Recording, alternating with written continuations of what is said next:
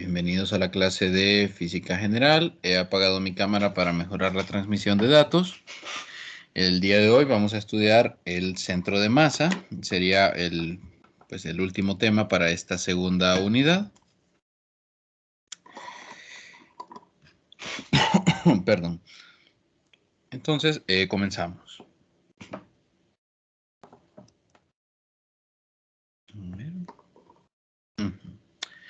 Bien, entonces, el centro de masa viene a ser la realización, o mejor dicho, ¿cómo les puedo explicar esto? Viene a ser nuestra forma de decir todo lo que hemos estudiado hasta ahora era muy ideal. Sí, esa sería la manera. Todos los análisis que hemos hecho hasta ahora es de cuerpos continuos, automóviles, pelotas, cajas, personas, aviones. Han sido objetos que tienen una forma, sí, definida, pero que nosotros hemos decidido tratar como puntos y los hemos seguido tratando como puntos a lo largo de estos primeros 7 capítulos del libro. Pues bueno, ya con el centro de masa, ya tomamos en cuenta que estos objetos no son puntos. Tomamos en cuenta que estos objetos no son puntos, que la masa no necesariamente es homogénea, es decir, podría haber lugares donde se acumule la mayor cantidad de masa en un objeto. Entonces, ya ahora vamos a estudiar objetos cuya masa no es uniforme. Claro, si usted lo coloca en la balanza, siempre va a tener el mismo valor, pero si usted pudiera dividir el objeto en varias partes, algunas tendrían en varias partes iguales, algunas podrían tener mayor masa que otras. Aunque como un todo, pues, sea el mismo cuerpo. Bien, entonces, dado que los objetos no son puntuales, es necesario, y que no tienen una masa homogénea, es necesario hacer algo al respecto. Y para ello se define el centro de masa. El centro de masa es un punto que puede estar o no dentro del sistema. Ya vamos a ver ejemplos.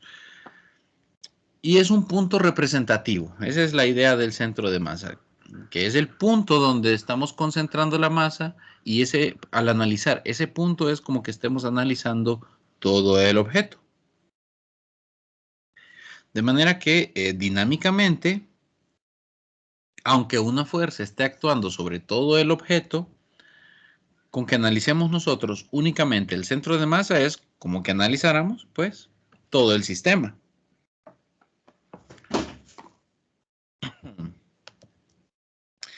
Bien, la definición del centro de masa es la siguiente. Como verán, es un vector de posición, donde se construye así. En el punto R sub i se encuentra la masa m sub i.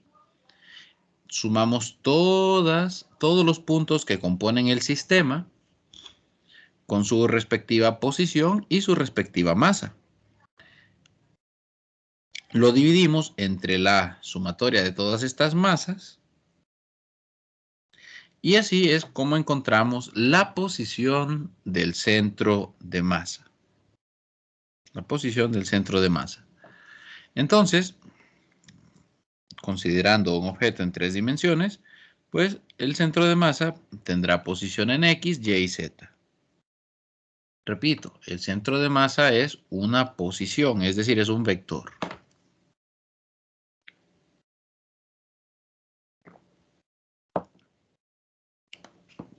Y esta sería la representación para cada una de las componentes. Es decir, la posición del centro de masa en el eje X será la sumatoria de X sub i, M sub i entre la masa total. Y asimismo para Y y para Z. Entonces, de nuevo, el centro de masa se representa como un vector. Depende de la posición de cada una de las masas. Y Bueno, si un objeto es simétrico y su densidad es constante, el centro de masa estará localizado en su centro geométrico.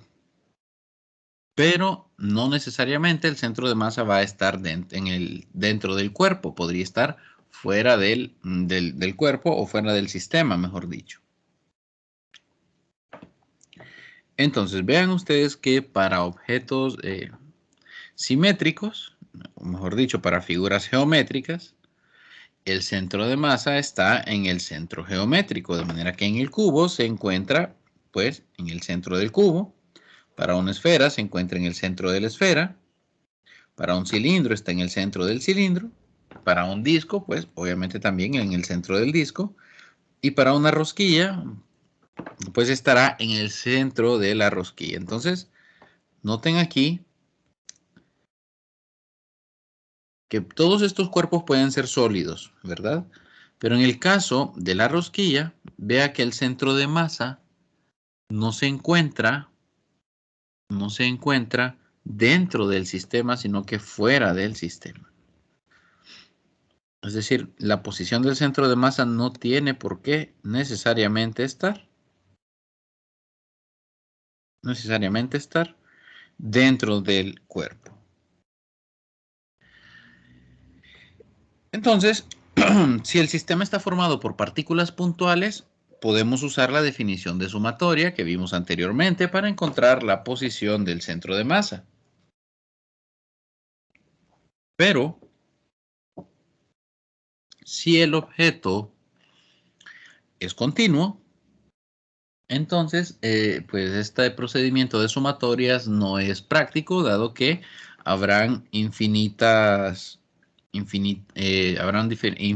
masas en el cuerpo, de manera que podemos aproximar estas sumatorias para elementos de masa muy pequeños y una gran cantidad de elementos de masa.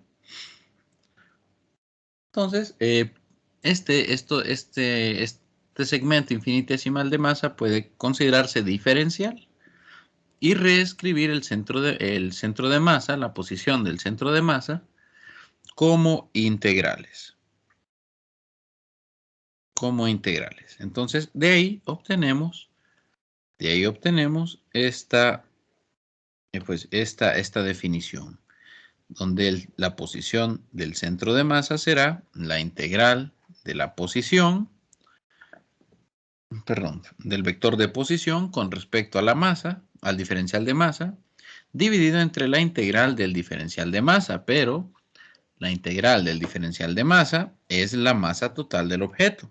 Por eso nos queda únicamente la integral del vector de posición con respecto a la masa.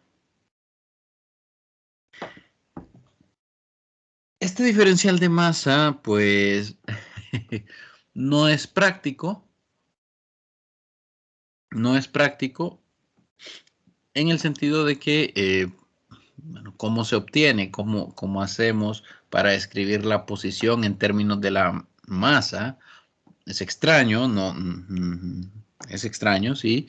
Entonces nos vamos a auxiliar de la densidad.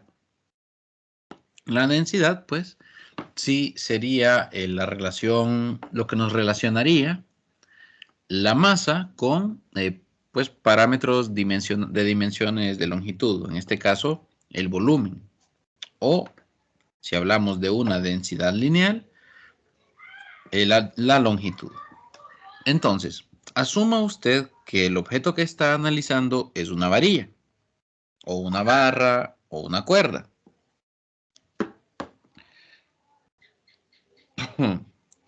Si ese es el caso, entonces la densidad no es volumétrica, no es masa sobre volumen, sino que tenemos una densidad lineal, ¿sí? Una densidad lineal. La densidad lineal, que sería masa sobre longitud, pues esto aplicará para cuerpos donde podamos despreciar las otras dos dimensiones y nos quedemos en una sola dimensión, digamos X. Entonces la densidad lineal la vamos a representar con la letra lambda y es el diferencial de masa con respecto al diferencial de la posición, en este caso de X. De manera que el diferencial de masa será la densidad por el diferencial de posición. Aquí estamos asumiendo que la densidad lineal podría ser función de la posición. Como les decía, pudiera ser que en ciertos lugares, dependiendo de la posición, en ciertos lugares la densidad fuera mayor. Entonces, ya aquí es más fácil porque usted, en vez de escribir diferencial de masa en la integral, coloca la densidad lineal diferencial de X. Y dado que esto es una posición que estará dada en términos de X, Y y Z, pues aquí ya es posible hacer, hacer la integral. El cuerpo en el caso es una superficie. Asuma usted, por ejemplo, una hoja de papel. Entonces la densidad no es una densidad volumétrica y tampoco es una densidad lineal. Considerando, ¿verdad?, que el grosor de una hoja de papel es insignificante y podemos tratarla como una superficie. Aquí entonces tendremos la densidad superficial. Y la densidad superficial es el diferencial de masa con respecto al diferencial de área. En este caso es el diferencial de área. Entonces, el diferencial de área para un objeto que se encuentra en el plano XY es diferencial de X por diferencial de Y. Y de nuevo, sustituimos acá en la integral. El diferencial de masa, en este caso sería sigma d de A. Habría entonces que resolver una integral doble porque para el diferencial de área hay dos diferenciales. Y si hablamos de un volumen, pues si es un elemento de volumen, aquí sí es la densidad que conocemos, la densidad volumétrica, pero el diferencial de volumen ahora es diferencial de X, diferencial de Y y diferencial de Z. Por lo tanto, para encontrar la posición del centro de masa, tenemos una integral triple. Una integral triple. Aquí entonces vamos a resumir. Para la posición del centro de masa, si es lineal el objeto, tenemos pues la integral de, en este caso, si la posición está dada por la coordenada X, podría ser solo la coordenada Y o podría ser solo la coordenada Z, pero bueno, aquí es la coordenada X. Entonces, si la posición del objeto está dado por la coordenada X, tenemos la densidad y la integral es con respecto de X,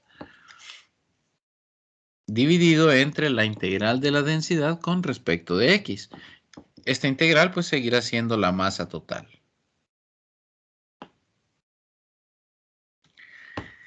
Luego, en el caso de tener una superficie, como les mencioné, es una integral doble.